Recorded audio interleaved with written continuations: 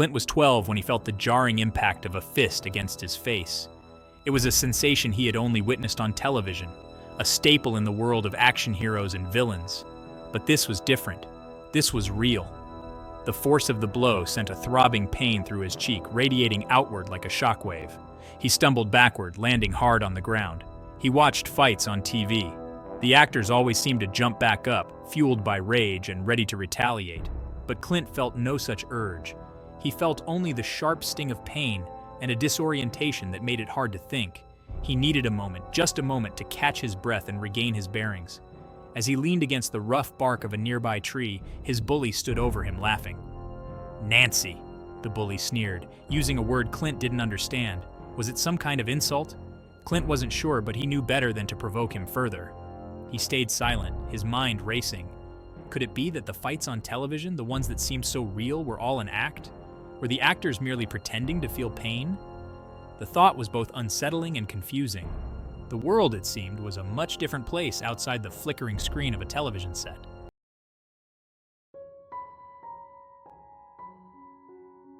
Clint West was the youngest of 3 boys, an unexpected addition to a family already on the verge of fracturing. By the time he was 5, his brothers, Wayne and Stuart, had flown the coop, leaving Clint in the care of his increasingly distant parents. His mother called him a blessing, a ray of sunshine in a home that had grown dim. His father, however, had a different term for him, a mistake. Mrs. West, her marriage crumbling around her, clung to Clint as a life raft. He was her constant companion, the recipient of her unwavering love and attention. She hoped, perhaps naively, that his arrival would rekindle the flame in her husband's heart, that he would see in Clint a reason to stay. But it was not to be. Shortly after Wayne and Stuart moved out, their father followed suit, leaving a void in Clint's life that even his mother's smothering affection couldn't fill. Mrs. West, now a single mother, became fiercely protective of Clint, sheltering him from a world she perceived as harsh and unforgiving. She coddled him, babied him, and shielded him from even the most minor of disappointments. While her intentions were undoubtedly noble, her actions had an unintended consequence. They fostered in Clint a certain naivete, a belief that the world operated much like the carefully curated reality his mother had created for him. It was this naivete that had led him, just a few years prior, to smack himself in the head with an empty glass bottle. He had been reenacting a scene from a comedy show he'd seen at the Mountaintop Theater, convinced that he too could elicit the same uproarious laughter from an audience. The bottle, unlike its theatrical counterpart, did not shatter on impact. It didn't even crack. Instead, it left a lump on his forehead so large and tender that it eventually split open, a painful reminder of the difference between fantasy and reality.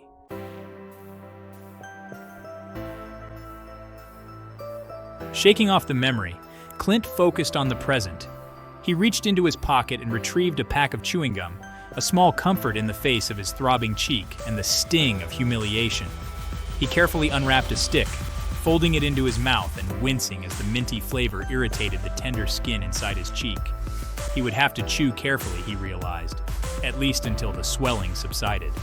As he made his way home, his feet led him, as if by instinct, toward Bella's gaming resort. Bella's, with its brightly lit arcade games and the comforting scent of popcorn and pizza, was his refuge, a place where he could escape the complexities of the real world and lose himself in the digital adventures that awaited him. He deserved a treat, he decided, something to take his mind off his troubles. He pushed open the heavy glass door, the familiar jingle-jangle of the entrance bell announcing his arrival. Kelly, the girl behind the counter, glanced up from her magazine, her face breaking into a warm smile. Kelly was everything Clint wasn't: confident, outgoing, and effortlessly cool. She knew everything there was to know about video games, and her recommendations were always spot on. It was Kelly who had suggested Twisted, a mind-bending puzzle game that had become an instant favorite of Clint's, as well as a surprising hit with his mother.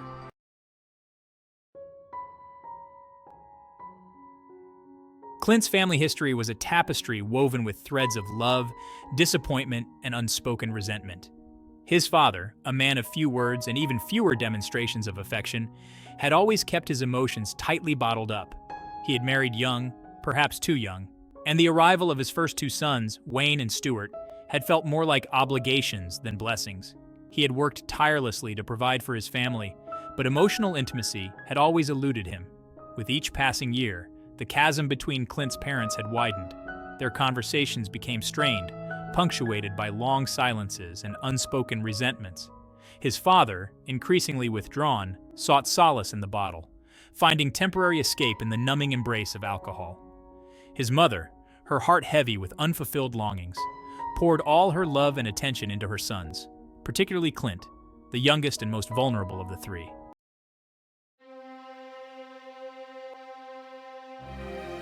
In the absence of his father's love, Clint clung to his mother's unwavering affection. She became his confidant, his protector, and his constant companion. She showered him with gifts, indulged his every whim, and shielded him from the harsh realities of the world outside their home.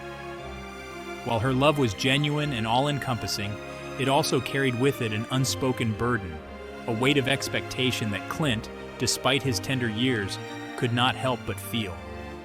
Mrs. West, determined to compensate for the love and attention Clint's father withheld, often spoke of him as her miracle baby, her ray of sunshine. She regaled him with stories of his infancy, marveling at his every milestone and attributing to him qualities he wasn't sure he possessed.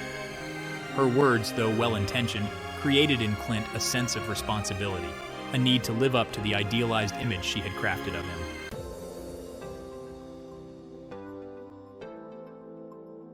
Despite the emotional turmoil that marked his early childhood, there were moments of joy and laughter in Clint's life. He found solace in books, losing himself in tales of adventure and far-off lands. He developed a passion for drawing, his sketchpad filled with fantastical creatures and imaginary worlds. And then there were video games, a world where he could escape the complexities of reality and immerse himself in digital realms of endless possibility. It was at Bella's Gaming Resort, a dimly lit arcade nestled between a laundromat and a discount furniture store, that Clint first encountered Vern. Vern, an only child a few years older than Clint, was everything Clint wasn't: confident, outgoing, and effortlessly cool.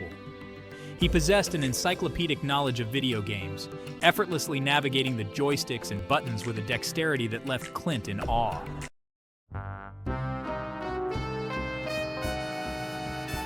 Clint's gaze swept past the rows of brightly lit arcade cabinets, each one beckoning him with promises of adventure and escape. He paused briefly by the air hockey table, its smooth white surface reflecting the overhead fluorescent lights, before moving on to the back of the arcade, where the air was thick with the scent of stale popcorn and anticipation. He had just enough money for a few rounds of his favorite game, Galaga, but as he approached the cabinet, he noticed someone already occupying the controls. It was a boy, a few years older than Clint, with a mop of unruly brown hair and an intense focus etched on his face. Clint hesitated, unsure whether to interrupt. He considered retreating to the air hockey table, but something about the boy's focused demeanor drew him in. He sidled up to the cabinet, his eyes glued to the screen as the boy expertly maneuvered his spaceship through a barrage of alien invaders. "Wow," Clint breathed, impressed by the boy's skill. The boy glanced at him briefly, a flicker of annoyance crossing his face before he resumed his game. "You gonna play or what?" he muttered, his eyes still glued to the screen. Clint fumbled for his coins, suddenly self-conscious. "Yeah, I just wanted to say you're really good at this," he stammered. The boy shrugged, a hint of a smile playing at the corners of his mouth. "It's just a game," he said, his fingers never leaving the controls.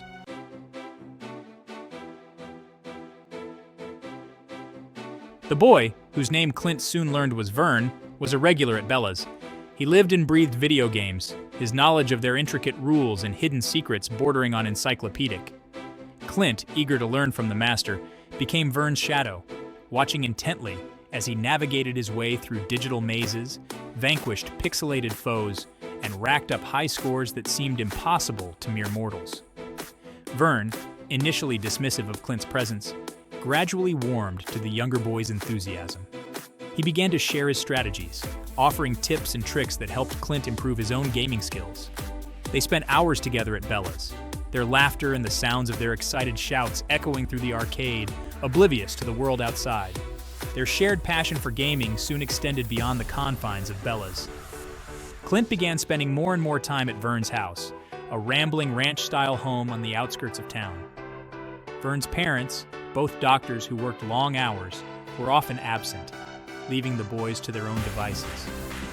They would set up Vern's gaming console in the den, the curtains drawn to block out the sunlight, and lose themselves in worlds of their own creation. They battled giant robots, explored ancient ruins, and raced futuristic cars, their imaginations fueled by caffeine-laden sodas and bags of greasy potato chips.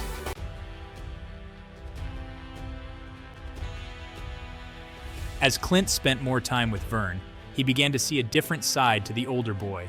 Beneath Vern's confident exterior, Clint detected a flicker of loneliness, a yearning for connection that mirrored his own.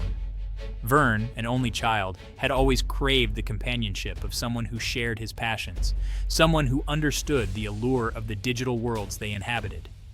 They began to explore two-player games, their teamwork and camaraderie growing with each shared victory and agonizing defeat. They learned to anticipate each other's moves, to cover each other's weaknesses, and to celebrate their successes with a shared sense of triumph. One rainy afternoon, huddled together in Vern's den, they stumbled upon a new genre of game role-playing games. These games, with their complex storylines, intricate character development, and immersive worlds, captivated their imaginations.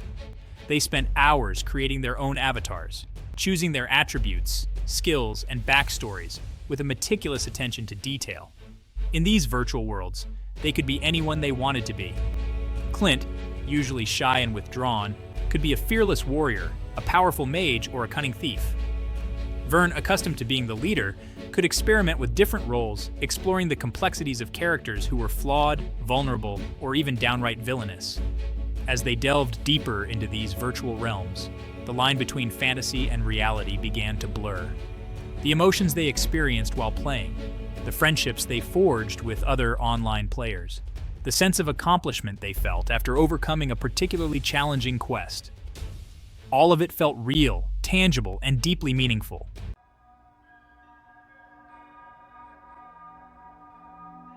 The summer Clint turned 13, a shadow fell over his life, a darkness that seeped into every corner of his world. His mother, his rock, his protector, the one constant in his ever-shifting life, fell ill.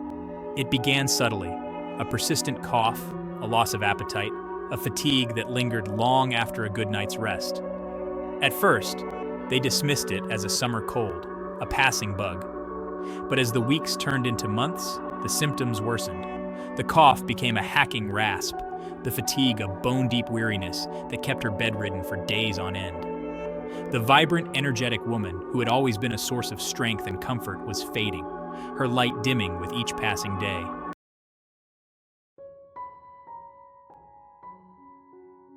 The diagnosis, when it finally came, hit Clint like a physical blow. Cancer, a word that conjured up images of suffering, of hospitals and treatments, of a future shrouded in uncertainty. The doctors spoke in hushed tones, their words a mix of hope and guarded optimism.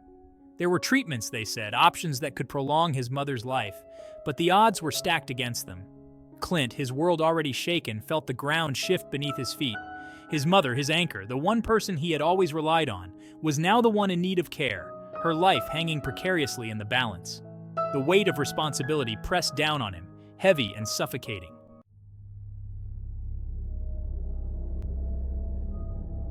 Sleep, when it came, offered little respite. Clint's nights were haunted by vivid, unsettling dreams. He would find himself standing at the edge of his mother's grave, watching as her coffin was lowered into the cold, dark earth. A silent scream would build in his throat, a desperate plea to stop the inevitable, but no sound would emerge. He would try to run, to escape the suffocating grief that threatened to engulf him, but his feet felt heavy, rooted to the spot. His body, frozen in place, refused to obey his commands, leaving him trapped in a nightmare from which he could not awaken.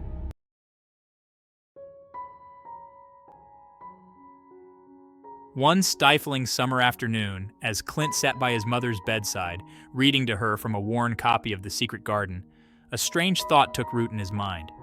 What if death wasn't the end? What if, like in the video games he and Vern played, there were second chances, extra lives that could be earned or discovered? The thought at first was fleeting, a desperate hope in the face of overwhelming despair. But as the days turned into weeks, and his mother's condition continued to deteriorate, the idea took on a life of its own. He clung to it like a lifeline, a beacon of light in the encroaching darkness.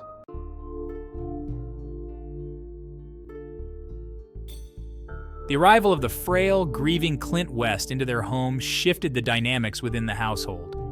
Vern's parents, accustomed to their son's self-sufficiency and their own busy schedules, found themselves navigating the unfamiliar waters of shared grief and adolescent angst. Clint, adrift in a sea of sorrow, clung to Vern as a lifeline, his friend's presence a comforting constant in a world that had suddenly become unpredictable and cruel. For Vern, the arrival of a live-in companion provided a welcome distraction from the monotony of his carefully curated existence. He relished the opportunity to share his passion for gaming with someone who appreciated it as much as he did, someone who understood the intricate rules and hidden pathways of their digital worlds. Clint's presence brought a new dynamic to their friendship, one marked by a shared sense of loss and a yearning for something more than the predictable routines of their suburban lives.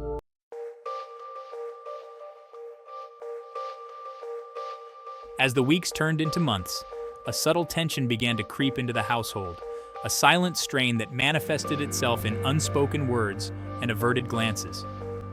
Vern's parents, accustomed to their son's easygoing nature, found themselves increasingly frustrated by Clint's withdrawn demeanor and his morbid fascinations. Their attempts to engage him in conversation were often met with monosyllabic responses, his gaze distant, his thoughts seemingly miles away. They worried about their son, sensing a shift in his behavior that mirrored Clint's somber moods. Vern, once a model of academic diligence, had begun to neglect his studies, his grades slipping, his attention span dwindling. He spent hours closeted in the basement with Clint, the glow of the television screen illuminating their faces long into the night, their conversations a jumble of video game jargon and dark pronouncements about the fragility of life.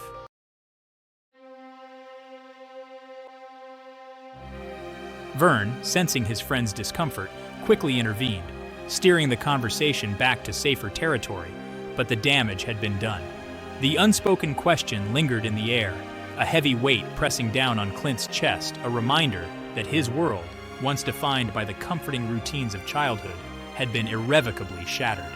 He retreated to the sanctuary of Vern's basement, seeking solace in the familiar embrace of their digital worlds, but even there, amidst the flashing lights and electronic sounds, he couldn't escape the nagging feeling that he was living on borrowed time, that his existence was nothing more than a fragile bubble, destined to burst at any moment.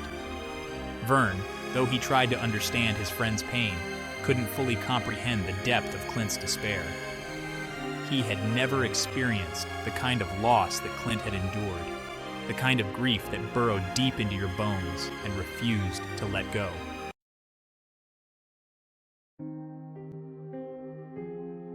Vern, a pragmatist by nature, struggled to find the words to respond to his friend's earnest inquiry. He had always viewed death as a natural part of life, an inevitable conclusion to a story that began at birth and ended when your time ran out. He had never given much thought to the possibility of an afterlife, finding solace in the tangible realities of the present moment rather than dwelling on the unknowable mysteries of the hereafter. "I don't know, Clint," he admitted, his voice unusually hesitant. "I guess I've never really thought about it all that much." Clint, his hopes dashed by Vern's non-committal response, turned away, his shoulders slumping with disappointment. He had hoped that Vern, his confidant, his partner in crime, would understand his yearning for something more, something beyond the harsh realities of the physical world. "It's just that," Clint began, his voice trailing off as he struggled to articulate the jumbled thoughts swirling in his head. "I can't shake this feeling that there's got to be more to life than this, that death can't be the end of everything." Vern, sensing his friend's growing agitation, reached out and placed a reassuring hand on Clint's shoulder. "Hey, it's okay," he said, his voice softening.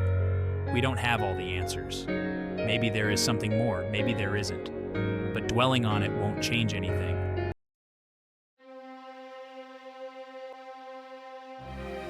Vern's words, intended to comfort, landed on Clint's ears like a death knell.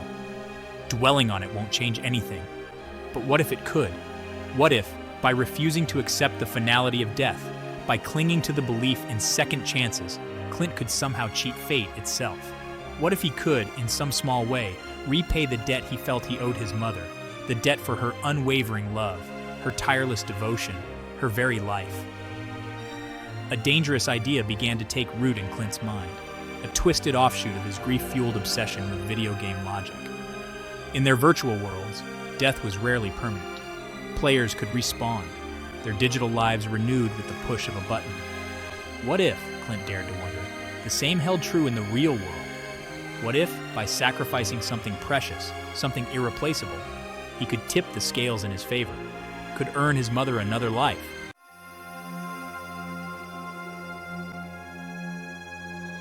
The world seemed to shrink, the air growing thick and heavy as Clint's grip on Vern's throat tightened. The initial shock on Vern's face gave way to a look of panic, his eyes widening with fear as he struggled to draw breath. But Clint, his mind consumed by a single terrifying purpose, was beyond reason, beyond compassion.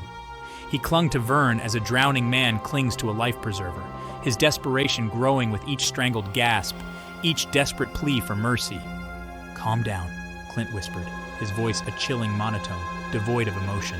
"You are going to die, but I won't let anyone bury your body. I'll make sure you get to live your second life. You'll be alive and kicking before you know it." The words tumbled out of his mouth, a stream of twisted logic that made perfect sense in the warped reality his grief had created. The light faded from Vern's eyes, his body going limp in Clint's grasp.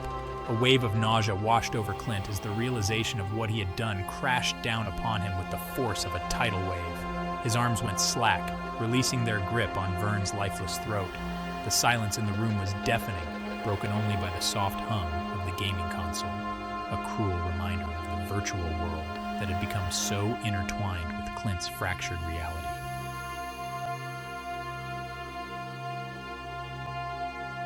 Terror, sharp and cold, pierced through the fog of Clint's grief. His eyes darted around the room, landing on the discarded game controllers, the half-eaten bowl of cereal, the flickering television screen frozen on a scene of pixelated triumph.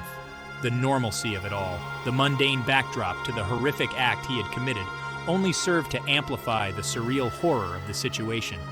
His gaze settled on Vern's still form, the boy's face pale and peaceful, a stark contrast to the violent struggle that had just transpired. A sob escaped Clint's lips, a choked sound of pure anguish. He had crossed a line, a boundary he never imagined he could breach. He had taken a life, snuffed out the very spark of existence in a misguided attempt to defy the natural order of things.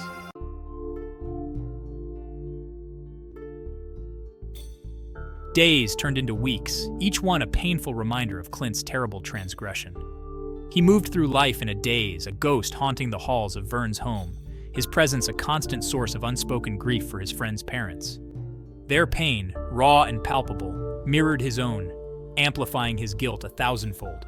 He abandoned their shared sanctuary in the basement, the site of the gaming console, once a source of comfort and escape, now a painful reminder of his shattered innocence. He wandered the streets aimlessly, his footsteps leading him past the park where he and Vern had spent countless hours, the arcade where their friendship had first blossomed, the cemetery where his mother lay at rest.